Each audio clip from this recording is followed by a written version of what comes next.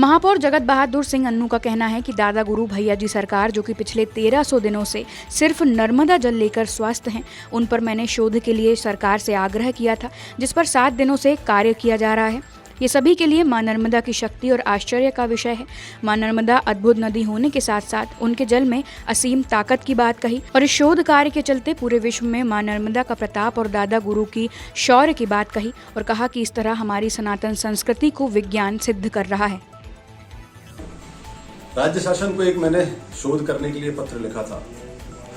मां नर्मदा के तट पर हम सब रहने वाले, यहाँ पर हम सब के बीच में रहने वाले दादा गुरु जी ने 1300 दिनों से सिर्फ मां नर्मदा के जल के अलावा कुछ भी सेवन नहीं किया और वो पूर्णतः स्वस्थ है। शोध के लिए मैंने आग्रह किया राज्य सरकार से, राज्य सरकार ने पूरी व्यवस्थाएं कराई। उस शोध में हुआ ये कि 7 दिन 45 डिग्री की तपती हुई धूप में नंगे पैर दादा गुरु जी ने रोजाना मां नर्मदा के तट पे परिक्रमा की, जो लगभग 35 से 40 किलोमीटर 45 डिग्री पर रोज हुई। आश्चर्य आप जानेंगे कि ये पूरी यात्रा उन्होंने वायु पे की। सिर्फ रात्रिकालीन जब वो मेडिकल कॉलेज पहुंचते थे, जहां पर सीसीटीवी कैमरे के अंतर्गत और इस पूरी यात्रा में पूरे कैमरे लगे होते थे, जब वो वहां पहुंचते थे तो 200 ml मां नर्मदा का जल बस लेते थे। 2 बातें हैं। एक, हम लोगों ने तपस्वी दादा गुरु को देखा। एक, हम लोगों ने मां नर्मदा का प्रताप देखा, मां नर्मदा के जल का प्रताप देखा, मां नर्मदा के तट पर उठने वाली वेव्स का प्रताप देखा। हम लोगों ने यह देखा कि कैसे 45 डिग्री टेम्परेचर की जो वेव्स हैं, हीट वेव्स हैं, उसको एक तपस्वी संत ने मां नर्मदा के तट पे मां नर्मदा की वेव्स से कैसे हराया, वो हम लोगों ने देखा। रामपुर चौकी अंतर्गत मां के साथ अभद्रता कर रहे 2 बेटों को तीसरे बेटे अमन बेन ने बड़े भाई को चाकू से हमला कर मौत के घाट उतार दिया। वहीं एक भाई को घायल अवस्था में अस्पताल में भर्ती करवाया गया है। पुलिस मामले की जांच में जुटी। अरे कुछ नहीं, भाई भाई में पहले हमको मारे, दोनों भाइयों ने, बड़े वाले ने और छोटे वाले ने बंद करके मारे हमको। हम भगते भगते गए, हमने 100 नंबर लगाई। अचानक से वो लड़का आ गया, छोटा वाला, बीच बचाव में उसके धोखे से लग गई। उसने बन के नहीं मारा। अभी अमन नाम है जो लड़का जो खत्म हुआ है, अभिषेक नाम है। उसकी औरत भी चली गई है, भग गई है उसकी औरत, जो गम में दारू पी रहा है। वो बड़ा वाला लड़का सूरज अच्छा वाला सो रहा था सर। एक पारिवारिक मामला अभी सामने आया है कि उसकी मृतक अभिषेक बेन की मां ने बताया है कि अभिषेक बेन और सूरज बेन शराब पिए थे, जो उसको मां को परेशान कर रहे थे, जिसको लेके उसका ही छोटा भाई अमन बेन ने उसको चाकू जो किचन में रखा था उससे मारा है, जिससे बड़े भाई की मृत्यु हो गई है अभिषेक बेन की। एक भाई के जांघ में चाकू लगा है। ये दोनों पल्लेदारी का काम करते थे, बेलदारी का काम। ये टेंडर 2 मांडवा की घटना है। शहर महिला कांग्रेस कमेटी ने कलेक्टर दीपक कुमार सक्सेना के नाम सागर के भदौरिया नोतगिर में कुछ लोगों द्वारा एक दलित परिवार के सदस्यों पर रिपोर्ट वापस लेने के दबाव बनाकर उनकी हत्या के संबंध में ज्ञापन सौंपा। उनका कहना है कि मृतका ने अपने साक्षात्कार में 10 आरोपियों के नाम लिए थे, लेकिन पुलिस ने केवल 2 लोगों पर ही कार्यवाही की। कलेक्टर से बाकी आरोपियों पर भी कार्यवाही कर दलित परिवार को न्याय दिलाने की मांग की है। जो सागर में अति निंदनीय घटना हुई है कि महिला के संग छेड़खानी और उसके परिवार की जिस तरह से हत्या की गई, जिस तरह उसके परिवार के संग हादसा हुआ है, वो निश्चित ही बहुत दुखद है। अभी 15 दिन पहले हम लोग एक ज्ञापन देकर गए थे। इसके बाद आज सुबह उठे तो पेपर में फिर भोपाल की घटना, सीधी की में 7 बच्चियों के संग घटना। क्या चल रहा है?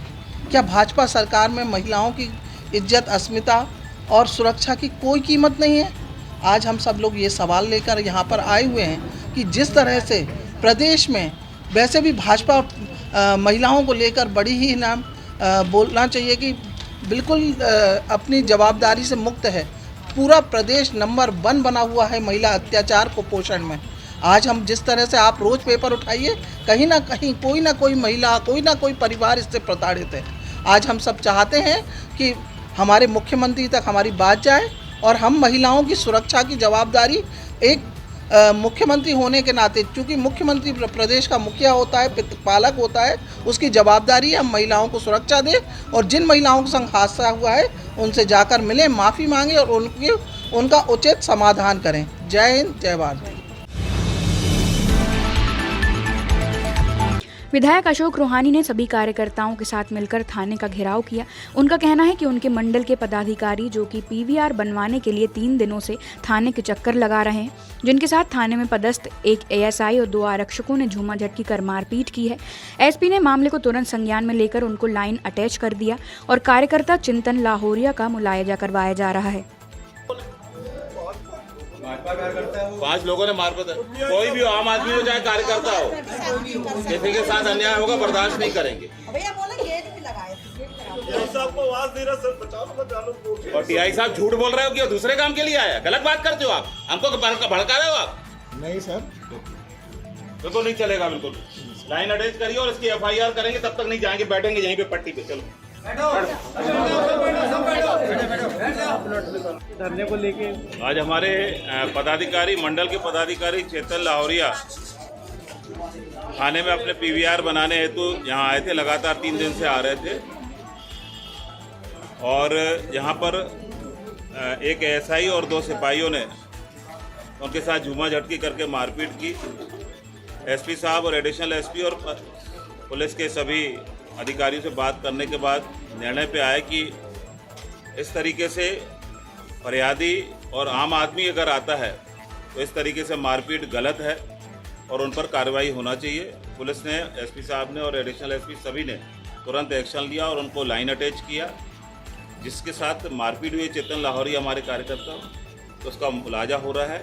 मुलाजा होने के बाद उसके बयान के बाद एफआईआर होगी। एसपी सूर्यकांत शर्मा ने पत्रकारों से चर्चा करते हुए लोकसभा चुनाव मतगणना की सुरक्षा व्यवस्था से अवगत करवाया। उनका कहना है कि लोकसभा मतगणना हेतु पहले से ही सुरक्षा व्यवस्था की गई है और होने वाली मतगणना के लिए 4 जून को सुरक्षा व्यवस्था सख्त होगी। 500 पुलिस का बल स्ट्रांग रूम में राजपत्रित अधिकारियों सहित तैनात रहेगा। अभी लोकसभा मतगणना को लेकर त्रिस्तरीय सुरक्षा तो पहले से ही स्ट्रांग रूम में लगी हुई है और मतगणना के दिन लगभग 500 पुलिस का बल वहां पर लगेगा, जिसमें करीब 20 राजपत्रित अधिकारी और टीआई और सब इस स्तर के करीब 60 वो और बाकी 400 करीब पुलिस के जवान रहेंगे। इसमें ट्रैफिक व्यवस्था को भी ध्यान में रखा गया है, पार्किंग व्यवस्था को भी ध्यान में रखा गया है और जो गणना अभिकर्ता हैं पॉलिटिकल पार्टी के प्लस जो पॉलिटिकल पार्टी के अभ्यर्थी हैं, सभी के लिए अलग से गेट की व्यवस्था की गई है। जो मतगणना कर्मी हैं सरकारी, उनके जाने की अलग से व्यवस्था की गई है और वरिष्ठ अधिकारियों के लिए पृथक से जाने की वहाँ व्यवस्था की गई है। सभी के लिए सेपरेट पार्किंग रखी गई है। जो जनता के लोग रहेंगे उनके लिए पृथक पृथक सेक्टर बनाए गए हैं। उनकी मतगणना की जानकारी देने के लिए अलग से कक्ष बनाए गए हैं। साथ ही मीडिया के बंधुओं के लिए एक मीडिया सेंटर बनाया गया है और पीआरओ को ये दायित्व दिया गया है कि वो सारी जानकारी पल पल की आपको उपलब्ध कराएंगे। कुल मिलाकर 500 पुलिसकर्मी मतगणना स्थल पर चप्पे चप्पे पर तैनात रहेंगे और जबलपुर शहर के सभी अन्य संवेदनशील स्थलों पर हमारे फिक्स पिकेट रहेंगे और पेट्रोलिंग पार्टियां रहेंगी जो लगातार मूवमेंट करती रहेंगी। हमारे पास स्टेट आर्म फोर्स का बल है और इसमें मतगणना कक्ष के लिए पहले ही से सेंट्रल का बल लगा हुआ है, इसलिए इसी बल से हम पूरा काम चला लेंगे। 2 दिनों पहले एक व्यक्ति के शव को पुलिस ने मेडिकल अस्पताल ले जाकर शव का पंचनामा कर ना ही शव की शिनाख्ती की, ना ही परिजनों को ढूंढने की कोशिश की। खटीक मोहल्ला निवासी मृतक आजाद सिंह भोजक के परिजनों ने एसडीएम कार्यालय जाकर शव को निकलवाकर परिजनों के सुपुर्द करवाने की मांग की और परिजनों ने एसडीएम कार्यालय के बाबू पर अभद्रता के भी आरोप लगाए हैं। 24 घंटे के अंतराल में इन्होंने किसी को भी कोई सूचना नहीं दी हम लोगों के परिवार वालों को। इन्होंने आनंद फानंद में इतनी जल्दी पोस्टमार्टम और उत्सव को दफना दिया जैसे बलाए लग रही हो इन लोग। आज हम लोग यहाँ आए एसडीएम के पास, जो फॉर्मेलिटी होती है कि एसडीएम आदेश जारी करेगा तो लाश को निकलवाया जाएगा और उस परिवार के लोगों को सुपुर्द किया जाए। तो यहाँ मौके पे आए हम लोग 11 बजे, तो एसडीएम का पता नहीं है, बाबू को ठीक से बात करने का तरीका नहीं है। बाबू कहता मेरी जवाबदारी नहीं है, मैडम की ड्यूटी लगी है, मैडम का नंबर नहीं देंगे, मैडम से हम बात नहीं करेंगे। आप लोग 3 बजे और 4 बजे का इंतजार कीजिए, मैडम आएंगी तब काम होगा।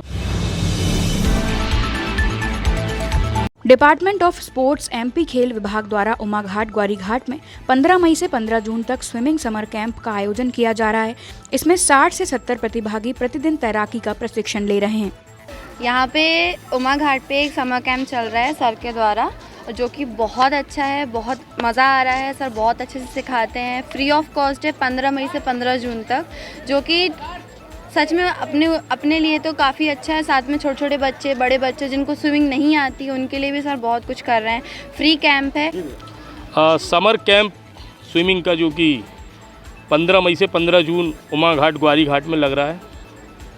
ये डिपार्टमेंट ऑफ स्पोर्ट्स आज youth welfare government of Madhya Pradesh का कैंप है, जो खेल विभाग के माध्यम से संचालित होता है।